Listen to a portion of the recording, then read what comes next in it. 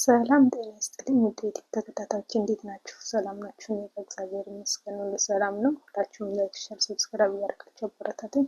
እኔም ደግሞ መልሼ ላይክ፣ ሼር፣ ሰብስክራይብ አደርጋችኋለሁ ማለት ነው እና ይሄን እንዳስተላልፍ ነው የመጣሁት። ሁላችሁም ማለት ነው ላይክ አድርጉ፣ ሰብስክራይብ አድርጉ፣ አብረን እናድጋለን ማለት ነው። እርስ በርሳችን ካልተጋገዝን ማን ይተጋገዘናል? አብሶ ጀማሪ ስንሆን ሰዓትም እንትን እንዲልልን እንተያይ ቤተሰብ እንሆን እላለሁ። በተረፈ ደግሞ አብዛኝ ማለት ነው ዩቲዩብ ላይ የምንሰራ ሰዎች ያደጉትን ካደጉት ደግሞ ቅስም እንትን እየወሰድን ትምህርት እየወሰድን እንዴት እንዳደጉ እንዴት ሰክሰስፉል እንደሆኑ ትምህርት እየወሰድን እርስ በርሳችን መረዳዳት አለብን ማለት ነው። እኔ ብቻ እችላለሁ እኔ ብቻ አውቃለሁ ማለት አይቻልም። ትምህርት በየጊዜው ነው እና የምንማረው በአንዴ ብቻ ተምረናል አውቀናል ማለት እንትን አይልም ማለት ነው። ስለዚህ እናንተ ትልልቅ ዩቲዩበሮችን ደግሞ ትንንሾችን በመደገፍ ላይክ፣ ሼር፣ ሰብስክራይብ እያደረጋችሁ አብራችሁ ሆኖ ፈጣሪ ደግሞ ሁላችንንም በያለንበት ሰላም ያደርገን እና አጭር ሀሳብ ነው ማስተላልፈው። ካለን ላይ ቀንሰን ጊዜያችንንም ሆነ ከገንዘባችንም ሆነ ለራሳችን ብቻ ሳይሆን ለሰውም ትንሽ እንኖርልን ነው ማስበው። ደግነት ለራስ ስለሆነ ደግ ብንሆን ምንም የሚጎድልብን የለም ማለት ነው።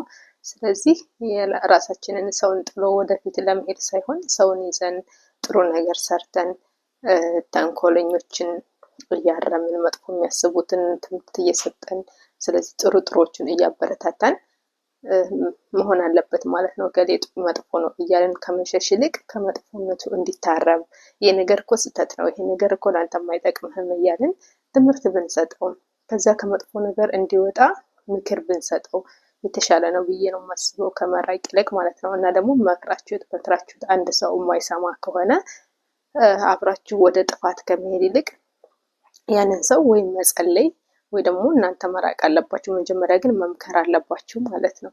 ምክንያቱም ያን ሰው መክራችሁት የማይመለስ ከሆነ እናንተንም ወደ ጥፋት ይዟችሁ ነው የሚሄደው። ስለዚህ ሁለታችሁም ወደ ጥፋት ከምትሄዱ ይልቅ እናንተ ከዚያ ሰው ራቅ ብላችሁ ለዚያ ሰው መጸለይ ነው ማለት ነው። እና በተቻላችሁ መጠን ደግሞ በቅርብ ርቀት ሆናችሁ ከጥፋቱ እንዲመለስ መጥፎ ነገር ከሚያደርግ እንዲመለስ መገፋፋት እና ወደ ጥሩ ነገር እንዲመጣ ማድረግ አለባችሁ ማለት ነው እንጂ በተቃራኒው እናንተ ሰውን መጥፎ ውስጥ እንዲገባ ከስራ እንዲባረር መጥፎ ነገር እንዲመኝ ወይ ደግሞ በጣም በቃ ለሱ ውድቀት ምክንያት አትሆኑ። ለሰው ውድቀት መሆን ምክንያት ምንም የሚጠቅመው ነገር የለም ማለት ነው። ስለዚህ አጭር ናት መልእክቴ። ያው እንደ ሰው እናስብ፣ ፈጣሪ እንትን እንዳለን ፈጣሪ እንደሚወደው እንደ ሰው እናስብ። ሰው ማለት ለሰው የሚያስብ፣ እንደ ሰው እናስብ ማለት ለሰው የሚያስብ፣ ለሰው የሚጨነቅ የማሰብ ችሎታ ያለው። ስለዚህ ከእንስሳት የምንሻለው በማሰብ ስለሆነ መጥፎዎችን እየተውን ጥሩዎችን ነገር በማሰብ ለሰው ለጓደኞቻችን ጥሩ ነገር በመመኘት መጥፎ ነገር ከሌን ጥዬ ያልፋለሁ ሳይሆን ጥሎ ማለፍ ሳይሆን ተያይዞ ማለፍን አብሮ ማደግን መተሳሰብን በቃ ፍቅርን ያንን የድሮ ፍቅርን መመለስ ለገንዘብ ብቻ ሳይሆን ከገንዘብ ይልቅ ሰውን ማስቀደም።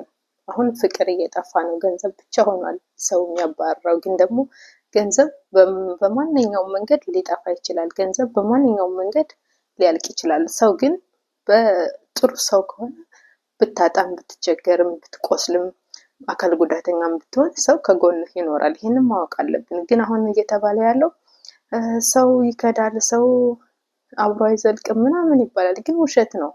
በጣም የልብ ጓደኛ በጣም ጥሩ ሰዎች አሉ። መጥፎ ሰዎች እንዳሉ ይልቅ በጣም ጥሩ ሰዎች አሉ። ምናልባት ገንዘብሽን አይቶ የቀረበሽ ወይ ደግሞ ገንዘብሽን አይታ የቀረበችሽ ወይ ደግሞ ገንዘብክን አይታ የቀረበችክ ልትኖር ትችላለች። እነሱ ሌላ እንትን አላቸው። ግን ሁሉም ግን ገንዘብ ይወዳል ማለት አይደለም። ሁሉም ሰው ከሰው ይልቅ ገንዘብን ያስቀድማል ማለት አይደለም። ገንዘብ የሌላቸው በጣም ጥሩ ልብ ያላቸው አሉ። ስለዚህ ገንዘብን ብቻ ሳይሆን ማስቀደም ጥሩ ነገርን ማስቀደም አሪፍ ነው ብዬ ነው የማስበው። ስለዚህ ገንዘብ ያለውን ብቻ እየተከተላችሁ ጥሩ ልብ ያላቸውን እንዳትሰብሩ ተጠንቀቁ። ገንዘብና ሀብት ብቻ ስታሳድዱ ከጎናችሁ ያለውን ጥሩ ሰው ጥሩ ልብ ለእናንተ ሀሳቢውን ሰው እንዳታጡት ጥንቃቄ አድርጉ። እነኚህ ጥሩ ልብ ያላቸውን ሰዎች ካጣችኋቸው ድጋሚ ወደ ህይወታችሁ አይመለሱም። ምናልባት ገንዘባችሁም ሀብታችሁም ንብረታችሁም በድንገት ሊያልቅ ይችላል። ሰው ግን በድንገት ማግኘት አትችሉም። ስለዚህ ከሁሉም በላይ ጥንቃቄ ማድረግ ያለባችሁ ሰው እንዳታጡ ተጠንቀቁ ብዬ ነው የማስበው። ሰው ማጣት በጣም ከባድ ነው። ከገንዘብ ማጣት ሰርታችሁ ታገኙታላችሁ። ሰው ማጣት ግን በጣም ከባድ ነው። ሰው ካጣችሁ ገንዘብ ቢኖራችሁ እራሱ ለጊዜው ገንዘባችሁን የሚያጨርሳችሁ ሰው ነው እንጂ የሚመጣው እናንተ የውስጣችሁን ጭንቀታችሁን ሀሳባችሁን የሚረዳችሁ ሰው አይኖርም ማለት ነው።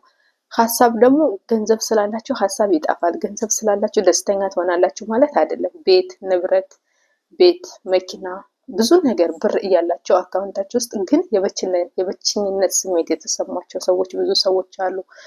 ሀብት ንብረት ሞልቷቸው ግን ሰው የለኝም የሚሉ ምን ላድርገው፣ አሁን በስደትም ሆነ ብዙ አመት ሰርተው ልጅ ኖሯቸው ቤት ኖሯቸው መኪና ኖሯቸው ግን ልጅ የሌላቸው በጣም የሚሳቀቁ አሉ። ያ ማለት ሰው ማጣት ነው። ወይ ደግሞ ትዳር ላይ ኖራቸው ይችላል፣ ወይ ደግሞ የኔ የሚሉት ሰው ላይኖር ይችላል። ስለዚህ ምን ልላችሁ ነው፣ ከሀብት ይልቅ ሰው ማጣት በጣም ይጎዳል። ስለዚህ በአቅራቢያችሁ ያለውን ጥሩ ሰው እንዳታጡ ተጠንቀቁ። ዘመድ ሊሆን ይችላል፣ እናት ልትሆን ትችላለች፣ አባት ሊሆን ይችላል፣ ፍቅረኛ፣ ጎረቤት ወይ ጓደኛ ሊሆን ይችላል። ያ ጥሩ ሰው ማለት ነው። ግን እናንተ ባለማወቅ ታስቀይሙትና በትንሽ ነገር ታስቀይሙትና ያ ሰው ግን ዘላለሙን ከእናንተ ጋር የሚሆን የነበረው ወይ ደግሞ በጣም እያሰበ እየተጨነቀ ለእናንተ የሚጨነቅላችሁ የነበረን ሰው በእናንተ ባለማገናዘባችሁ በቃ ይሄ ሰው ጥሩ ነው ብላችሁ ወይ ደግሞ የዚያን ሰው ፍላጎት ወይ ደግሞ የዚያን ሰው ጥሩነት ሳታውቁ ማለት ነው ያ ሰው በማታውቁት ሊሸሻችሁ ይችላል። እሱ ግን ታግሶ ነው። እናንተ ግን ለዚያ ሰው እንክብካቤ፣ ፍቅር ወይ ደግሞ የሚገባውን ክብር አልሰጣችሁት ይሆናል ማለት ነው። ስለዚህ ከሁሉም በላይ ገንዘብ ስታሳድዱ ወይ ደግሞ ሀብት ስትሉ ንብረት ስትሉ ጥሩ ሰዎችን እንዳታጡ ተጠንቀቁ ማለት ነው። ከሀብትና ከንብረት ይልቅ ጥሩ ሰዎች ይበልጣሉ። ብር ምንም ቢኖር ሊያሳክማችሁ ይችላል፣ ሰላምን ግን መግዛት አይችልም። ስትታመሙ ሊያሳክም ይችላል፣ ማቴሪያል ሊገዛ ይችላል፣ የሚበላ የሚጠጣ ልብስ እንደፈለጋችሁ ልትሆኑ ትችላላችሁ። ግን ደግሞ ሰላምን ገንዘብ አይገዛም። አንዴ ሰላም ከደፈረሰ በገንዘብ መግዛት አይቻልም ማለት ነው። ሰላም ግን የሚመልሰው ማነው? ፈጣሪ ብቻ ነው። የመጀመሪያ ፈጣሪ ነው። ወደ ፈጣሪ መቅረብ፣ ገንዘባችሁን አስራት በኩራት ማውጣት አለባችሁ። ያው ሙስሊም የሚሆናችሁ እናንተ በምታምኑት ለሚሰጠው ሰደቃም ሆነ መስጠት አለባችሁ። ሰላማችሁ መጀመሪያ ሰላማችሁን ጠብቁት። መጀመሪያ ጥሩ ሰዎችን ወደ ህይወታችሁ አምጡ። መጥፎ ሰዎችን እያስወጣችሁ ጥሩ ሰዎችን ወደ ህይወታችሁ አስገቡ ማለት ነው። ምክንያቱም መጥፎ ሰው ካስገባችሁ ምንም ሰላም አይሰማችሁ። መጥፎ ሰዎችን ደግሞ በምክር ወይ ደግሞ ወደ ቤተክርስቲያን ሆነ በመውሰድ ሙስሊም ከሆናችሁ ያው በእናንተ በምታደርጉት እምነት እንትን በማለት ወደ ህይወታችሁ ጥሩ ሰዎችን እየሰበሰባችሁ ጥሩ ሰዎችን ላለማጣት ሞክሩ። ፈጣሪ ደግሞ ጥሩ ሰዎችን አያሳጣን። የውስጣችንን ሰላም አብዝቶ ይጨምርልን። ከሀብትም ከንብረትም ከሁሉም መጀመሪያ የሚበልጠው ሰላም ነው እና ሰላም ካለን ሁሉንም ነገር ሰርተን ማግኘት እንችላለን ነው የምለው። አመሰግናለሁ። ላይክ፣ ሼር፣ ሰብስክራይብ አድርጉልኝ። እንበረታታ፣ አብረን እንደግ። ስላዳመጣችሁኝ አመሰግናለሁ። እስከ መጨረሻ ያያችሁት ግን አንድ ቁጥር ጻፉልኝ። እስኪ አንድ ቁጥር ጻፉልኝ። በዚህ አውቃለሁ ማለት ነው። ኮሜንት ላይ ጻፉልኝ። አመሰግናለሁ።